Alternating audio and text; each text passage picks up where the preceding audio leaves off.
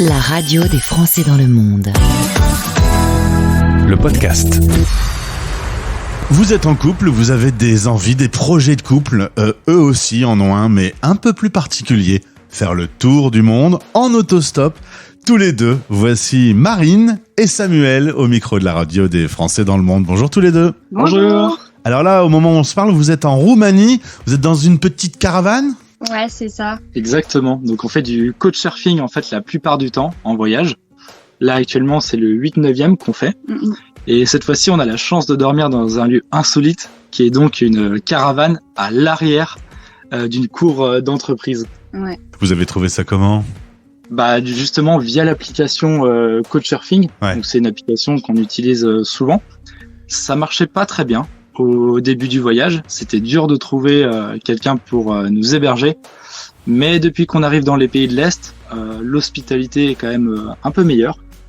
Donc on arrive à trouver des endroits pour souffler un coup, se laver évidemment. Et ouais, laver de les temps en temps, fringues. faut se laver, hein, c'est mieux. Hein. Ouais. Ah oui. C'est parfois le problème en randonnée et en voyage, se laver et laver ses fringues. Alors, pour la petite histoire, Marine est originaire du nord de la France, Samuel est originaire de Annecy en Haute-Savoie. Tu étais prof, Samuel, et tu as craqué sur une élève, hein, donc Marine était dans Oui. ta classe. Exactement, je suis un peu le bad teacher, on peut dire. Ça s'est très bien passé entre Marine et moi, on a rapidement fait connaissance. Et oui, j'ai eu un coup de cœur pour Marine. Et ça a été très rapide. C'est pour cette raison que j'ai décidé d'arrêter mon travail et d'aller la rejoindre dans le sud de la France, à Digne-les-Bains. Et voilà. Et voilà, maintenant ça fait 1 an qu'on est ensemble. Voilà, ça fait Enfin, 1 an qu'on est seulement ensemble. 1 an, quoi. C'est tout neuf. Ouais. Alors, Marine, tu travaillais dans un supermarché, il y avait le boulot de Samuel, mais il y avait de la routine, vous aviez surtout une envie de voyage tous les deux. Ce projet était dans le coin de votre tête. Vous avez donc décidé de tout lâcher et de partir pour ce tour du monde en autostop.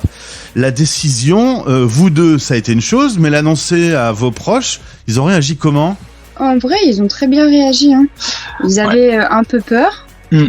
Mais au final, quand ils voient comment se passe le voyage actuellement, ils ont Ils sont totalement rassurés. confiance en nous, quoi. Je pense qu'au début, en fait, ils avaient pas peur parce que ils nous prenaient pas au sérieux. Aussi, ouais. Ça. Ils ont dû se dire, ouais, ils vont faire le tour de la France ou peut-être juste le tour de l'Europe et ils vont revenir bien sagement. Ou alors ils vont en avoir marre de pas réussir à faire de l'autostop. Du coup, ils nous prenaient pas vraiment au sérieux. Ouais. Raison pour laquelle je pense qu'ils avaient pas peur. Ouais. Vous êtes partis il y a 4 mois, il y a eu les au revoir depuis Digne-les-Bains. La meilleure amie de Marine a été même la première autostoppeuse. Hein. Elle vous a dit au revoir, mais elle vous a gardé un petit peu quand même. Et puis ensuite, c'est parti pour l'aventure. 4 mois sur les routes, on s'améliore de jour en jour. On sent que sa technique, par exemple, d'autostoppeur s'améliore.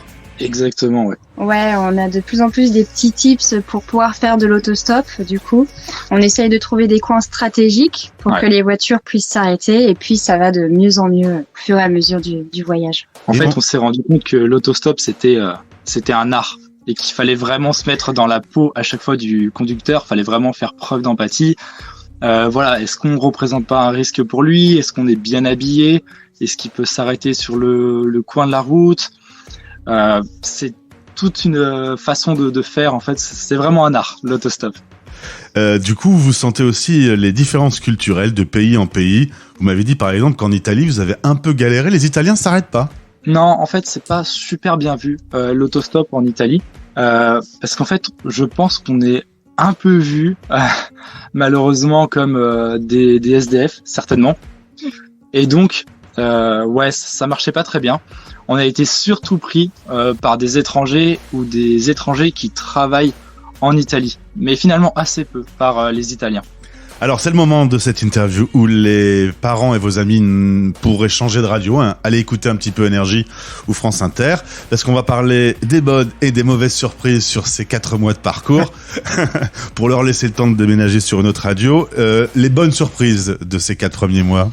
Alors les bonnes surprises, C'est les rencontres. ouais, on fait vraiment des super belles rencontres. Ouais, via l'autostop et le couchsurfing. Par exemple, en Italie, on a croisé une jeune fille, enfin une jeune femme, qui s'appelait Adelina et qui nous a récupérés en autostop et en fait, qui nous a offert l'hospitalité durant 10 jours. On lui avait rien demandé et puis, puis c'est grâce à elle qu'on est actuellement en Roumanie. Et vous parlez combien de langues comme ça pour vous adapter? C'est quoi, c'est l'anglais le master? Oui, c'est l'anglais. C'est l'anglais, ouais. C'était un peu dur l'anglais au début du voyage, mais maintenant on s'y fait vite, hein. On s'adapte vite aux situations. La mauvaise, du coup, les choses un peu moins agréables de votre parcours. Alors, il y a 2 mauvaises nouvelles. La première, c'était en Slovaquie, parce qu'en fait, le port d'armes en Slovaquie est autorisé avec des documents. Et donc, la première voiture qui nous prend en Slovaquie, la personne parle très mal anglais. On ne comprend pas ce qu'elle nous dit. La communication est très mauvaise et surtout au moment où on rentre. Je vais pas aimer la suite, je sens. Je sens que je vais flipper. Vas-y. Et je vois qu'elle a une arme à sa ceinture. Ah ouais. Donc là, tout de suite, l'atmosphère, elle se refroidit. D'autant plus que la communication est très mauvaise, donc on ne sait pas trop ce qui se passe. Et après quelques minutes, passer dans la voiture. Surtout qu'il t'a bien montré l'arme. En fait, il a bien montré à Sam l'arme qu'il avait à sa ceinture. Et c'était une personne imposante et voilà, elle nous inspirait pas trop confiance. Et après quelques minutes d'autostop de route, on s'arrête dans un champ. Il nous amène dans un champ. Et là, avec Marine, on se dit... je sors pas de la voiture. C'est la fin. C'est la fin. Ça y est, c'est terminé pour nous. On va se faire descendre dans un champ. C'est terminé. Et donc le mec, il nous demande de sortir de la voiture, gentiment. Et il nous emmène à un endroit. Et là, avec Marine, on se dit, c'est bon, on va y passer.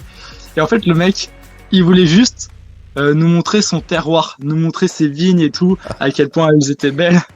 Et nous, on pensait pas du tout à ça. Et nous, on était, ah oui, elles sont très très belles vos vignes, magnifiques. Vous étiez surtout content de pas vous êtes fait exécuter au bord de la route. Ouais, alors ça fait partie comme des délires. Le deuxième mauvais souvenir, du coup? Eh ben, c'était les orages, parce qu'en fait, on a eu un été qui était très pluvieux, très orageux. En Slovénie, il y a eu des inondations records depuis 91 qui ont causé énormément de dégâts dans le pays. Nous, à ce moment-là, on était en camping, on s'est fait arracher notre tente par la tempête. Et il y a 2-3 semaines de ça, on était dans le parc d'Apuseni, en Roumanie. Et malheureusement, on avait campé en haut d'un sommet. Et quand la nuit tombe, on reçoit un message du gouvernement nous annonçant qu'il faut tout de suite trouver un abri parce que des vents de 90 km/h arrivent et surtout énormément d'orages. Et donc on s'est fait prendre dans l'orage et cette fois-ci on a bien cru qu'on allait vraiment y passer. On s'est dit au revoir avec Marine quand on était dans la tente. On s'est dit bon bah on va mourir, on se dit au revoir. Et on a eu de la chance parce qu'il y a plusieurs orages qui ont tapé à quelques dizaines de mètres de la tente. La déflagration, on a senti l'onde de choc, la déflagration plusieurs fois. Et on n'est pas mort. Très bien. Alors ça, c'est la bonne nouvelle. Vos amis et familles peuvent revenir pour la suite. Ça y est, c'est bon. Le plus dur est passé. Votre parcours, en fait, vous l'avez dessiné comment et vous allez vers où maintenant? Alors, nous, pour l'instant, on sait qu'on va vers l'Est. Mais c'est vrai qu'on n'a pas d'itinéraire précis parce qu'au fur et à mesure des rencontres, on a énormément de conseils. Oui. Et ce qui nous permet aussi de changer un peu les trajectoires du voyage de temps en temps. Donc c'est pour ça qu'on se limite pas à un seul itinéraire. Mais on va vers l'Est et première destination pour le moment, Istanbul. Exactement. Et puis, au fur et à mesure du voyage, on a arrêté de se borner à suivre un itinéraire. C'était ce qu'on avait fait au début. Mais comme la plupart du temps, on va dans des pays qu'on connaît pas, et ben c'est difficile de faire un itinéraire. Du coup, on se laisse aller au fur et à mesure des rencontres et des recommandations. Par exemple, à la base, c'était pas du tout prévu d'aller en Hongrie, Slovaquie, Pologne, Ukraine. On devait juste faire les Balkans. Mais au fur et à mesure des rencontres, eh bien, on s'est dit qu'on allait étendre notre chemin à ces destinations. Et il y a quelques jours, on se disait, on va aller en Palestine et en Israël, parce qu'on venait de faire de l'autostop avec ces gens-là. Peut-être pas, hein, du coup. Hein. Ouais. Avec les actualités, du coup, on s'est dit, finalement, non, on va pas y aller. Un petit mot sur l'argent. Samuel, tu continues à être professeur. Tu corriges des copies à distance, on te les envoie en PDF. Comment vous faites pour gérer les dépenses? Évidemment, vous avez un rythme de vie qui est relativement contrôlé puisque vous vous déplacez déjà en autostop et vous avez la tente. Ça coûte combien? Vous avez mis un peu d'argent de côté? Alors, oui, on a mis un peu d'argent de côté. Il faut savoir que moi, j'arrive à peu près gagner 500 € par mois. Je travaille pour une école d'art appliqué en ligne qui s'appelle l'EDA. Marine a aussi mis un peu d'argent de côté.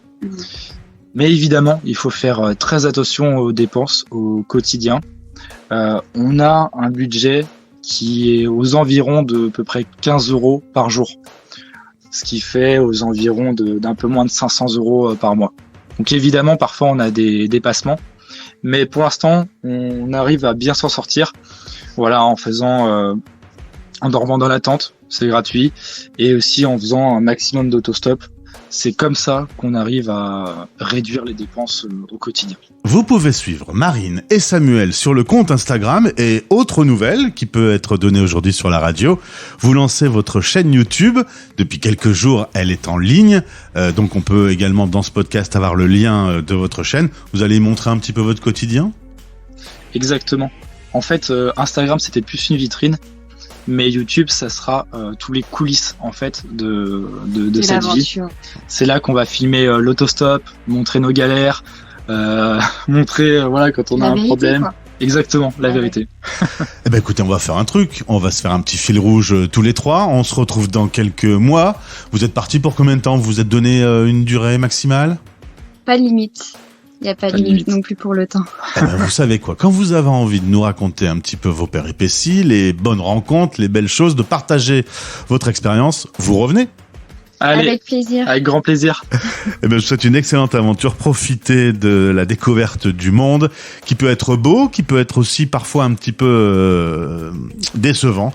Alors voyez le meilleur côté de ceci. À bientôt. À très bientôt, merci. Vous écoutez Les Français parlent au français, parrainé par Bayard Monde. Bayard Monde, c'est une équipe de 30 délégués présente sur 5 continents pour vous abonner au magazine Bayard et Milan.